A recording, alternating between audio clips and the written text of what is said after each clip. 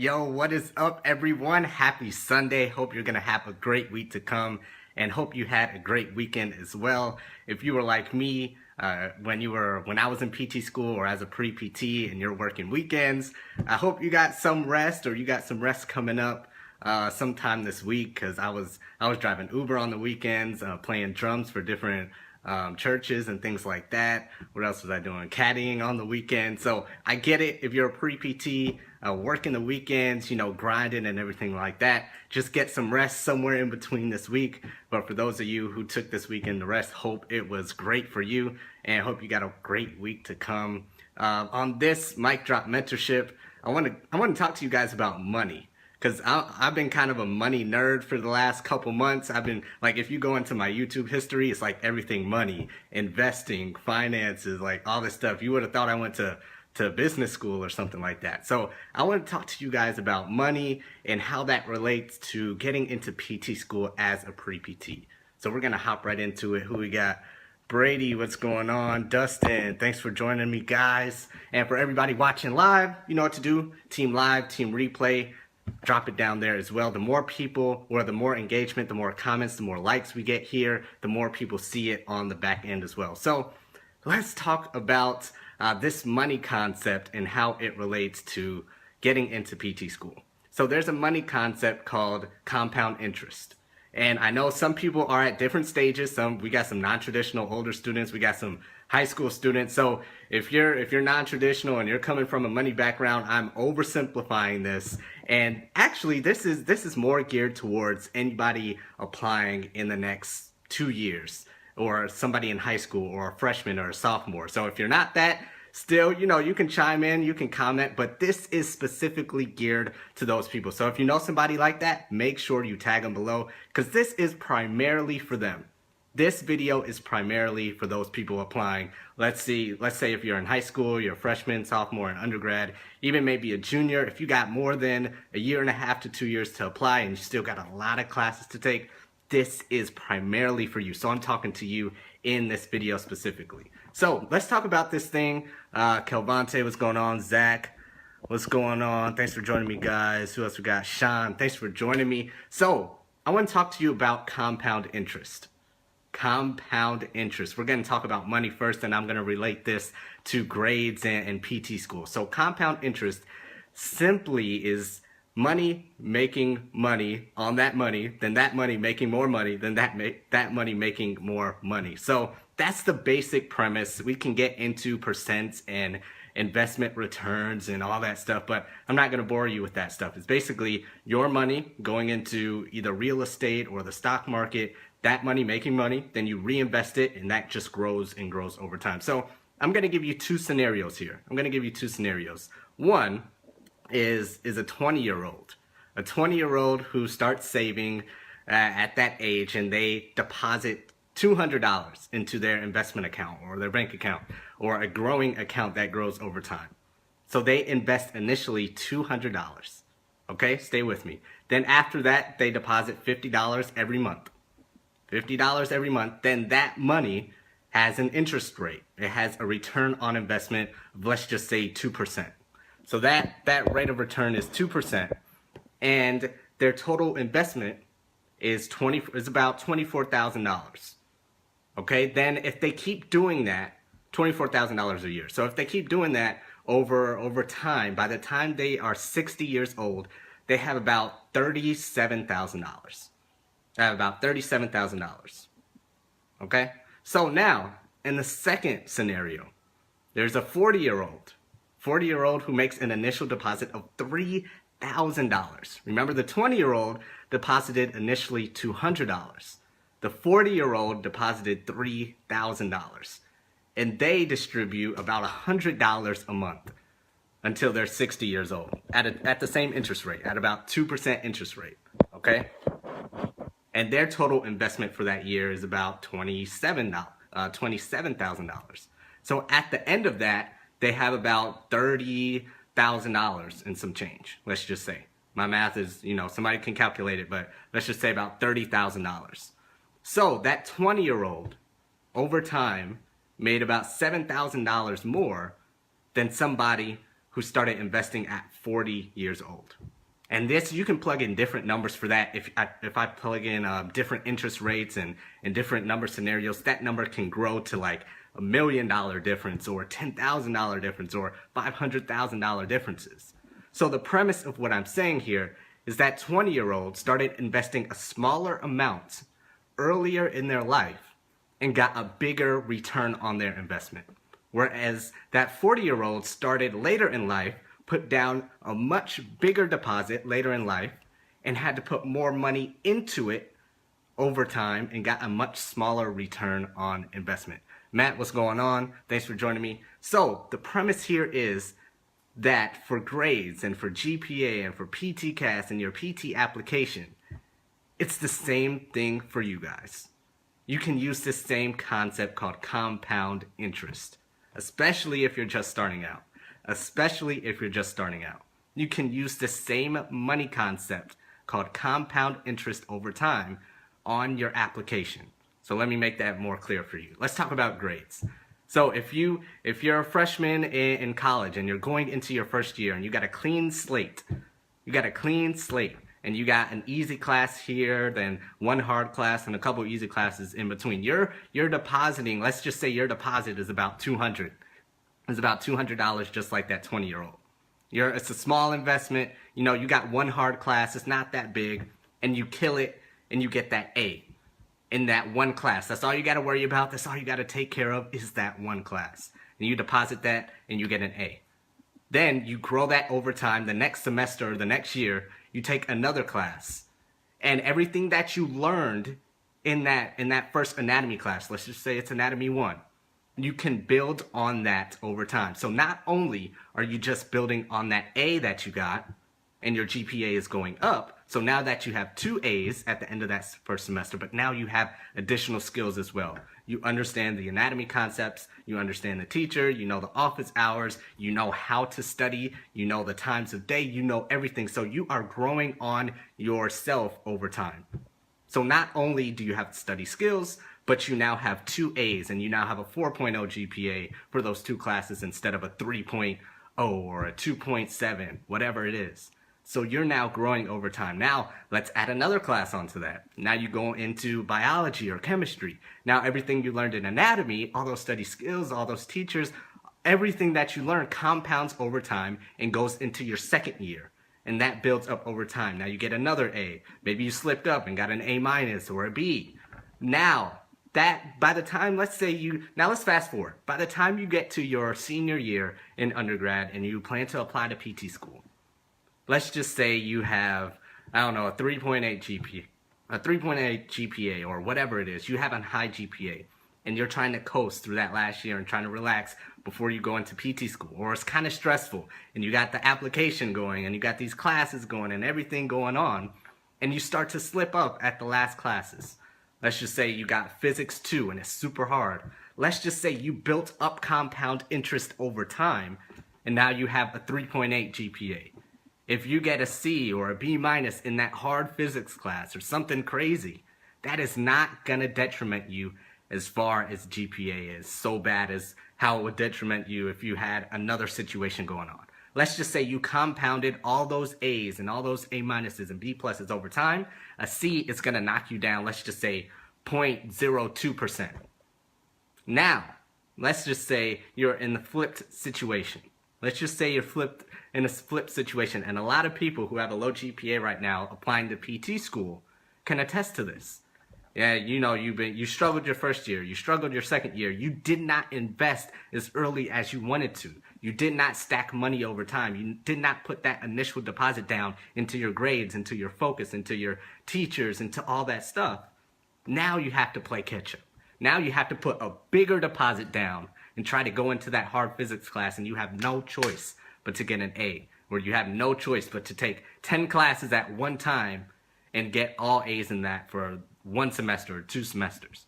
You are putting a much bigger initial deposit in at this time trying to play catch up, and that bigger deposit that you put in doesn't have the bigger effect on your GPA as you want. A lot of people can attest to this.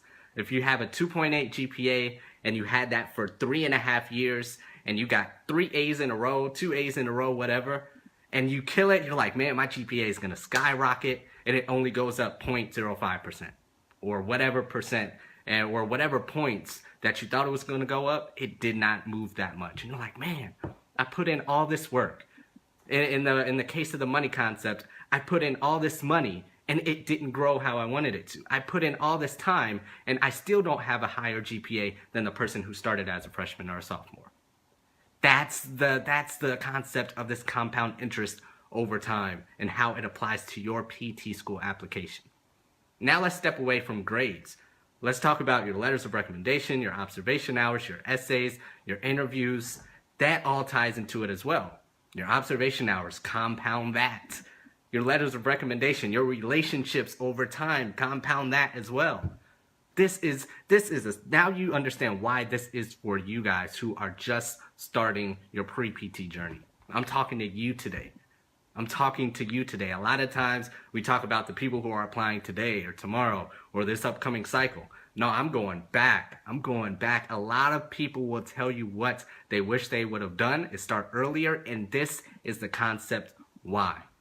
What's up, Brock? What's going on? What's up, Justin? Thanks for joining us, guys. This is why this compound interest concept is so important. It applies to money, and it applies to your PT school application. So if you can start early, if you can start now, if you can invest a small amount of time, a small amount of energy, a small amount of effort, and do a small amount over a long period of time, whether that's 2 years, 4 semesters, 3 years, 8 semesters, that will compound on your application. And by the time you apply, you are in like that. You are in just like that. So that's the concept of it. That's the concept of how money applies to PT school and how this concept, understanding this concept of compound interest can get you in. Understanding how putting that effort in over time can get you into PT school. Understanding how building wealth, building PT school application wealth over time can get you in just like that. And even if you have a small twist or a small slip up, it will not impact you as much as you think. Like, let's just take the money example again. What's up, Han? What's going on? Thanks for joining me. So let's take that money example again. If you compounded money over time and you stopped your last year, let's just say you stopped at 58 or 59 instead of 60, man, it doesn't matter because that money is still growing on itself. Now let's take it to the GPA example. Let's just say you have a 3.7, 3.8, and you keep building on that. If you slip up and get a C in your last class that doesn't even mean that much, or maybe a physics class and you get a B minus, you will see that that doesn't hit you and you do not fall as far down as you thought you would. It's the same premise. It's the same concept. Wisdom is really understanding all these concepts in the world and understanding how you can put it to your situation and make yourself win. Let's see what we got. Sean, what's going on? It's the truth. I started my journey just a few months ago, doing observation hours, focusing. Let's see if I can pull this up. % school research. Exactly. It all builds on each other. So for the people just joining us, I'm going to fly through this concept one more time. I'm going to fly through this money concept and how it applies to PT school one more time. So let's take a 20-year-old. Let's say they invest $200 initially into their investment account or their bank account. Now, every month after that, they deposit $50 a month at a 2% interest rate. The interest rate, don't worry too much about that unless you're a money nerd or you come from an investment background. That interest rate can go up to 7, 8, whatever. But over time, let's say they're retiring at 60. If they keep doing this over time, they initially invested $200, then they do $50 a month until they're 60. They have about $37,000, $38,000 at that time from compound interest. Money growing on money, growing on money, growing on money. Now let's take a 40-year-old, started 20 years later. They had to put a much bigger deposit down, $3,000. They had to put $3,000 down into their investment account. Now, they put $100 in every month until they're 60. Remember, the 20-year-old only put in $250 a month. This 40-year-old has to put in $3,000. $3,000 plus $100 every month at the same growing interest rate. Now, after their 60 years, they've invested $27,000. They invested more money than the 20-year-old over time. However, the 20-year-old ended up making $38,000, and the 40-year-old ended up making around between $30,000 and $32,000 or something like that. That's the power of it. So the 40-year-old invested much more than the 20-year-old, but the 20-year-old still ended up making more money in the long run than the 40-year-old. So how does this apply to you? Same thing with grades and your application and your letters and your essays and all of that stuff. It's compounding interest over time. It's the power of starting early and building on that. So let's say you have an easy class. You only have a small investment of you have to take anatomy. It's just one prereq. It's just one prereq and everything else is whatever filler classes. And you get an A in that. Boom. You put your initial deposit down, you got an A. Now you go into your next class and you use all the interest that you learned in that initial class, the teacher's information, how the test works, how the school does it, how the syllabus runs, how you know how to learn better, all the muscles, origins, insertions you know now, and that's building on the next thing. Now you go into anatomy 2. Everything you learned in anatomy 1, from the teacher relationship to how you study, builds on anatomy 2, and you get an A there. Now, instead of messing up in your first class and getting a C, and now trying to catch up, and now you have a B plus in anatomy 2, and you have now a GPA of a 3.0 instead of a 4.0, that person who invested early and understood this concept now is in a much better position than you. And now you're playing catch up with the one who started earlier. Now let's fast forward. They go into chemistry and physics and every other prereq, statistics, and they keep building on each other, keep getting A's and an A and an A and an A. By that time, it doesn't matter what happens in that last class. It doesn't matter if someone stops investing at 58 or 59. They are still in a much better place than someone who started from a rocky foundation. So it doesn't matter if they slip up. Their 3.8 is going to go down to a 3.79, or their 3.85 is going to go down to a 3.82. As opposed to the person who started investing late and did not understand this concept, they're now bad GPA or low GPA of a 3.12. If they get an A in, let's just say, 3 classes in a row, their GPA is only going to go up to, let's say, a 3.27 or a 3.3. All that work compounded over time matters. If you're trying to play catch up and you're trying to put all these classes together at once and you have to put down a $3,000 deposit, and in your last cycle before, or your last semester before you go into school or try to apply to PT school, you try to take all these classes and ace them, you're not going to see that big an impact. Now, can you still get in? Yes, of course. People have done it. We know how to do it. We've advised many students who have gotten in this situation. So don't fret. Don't freak out. You still have time and you can still do it.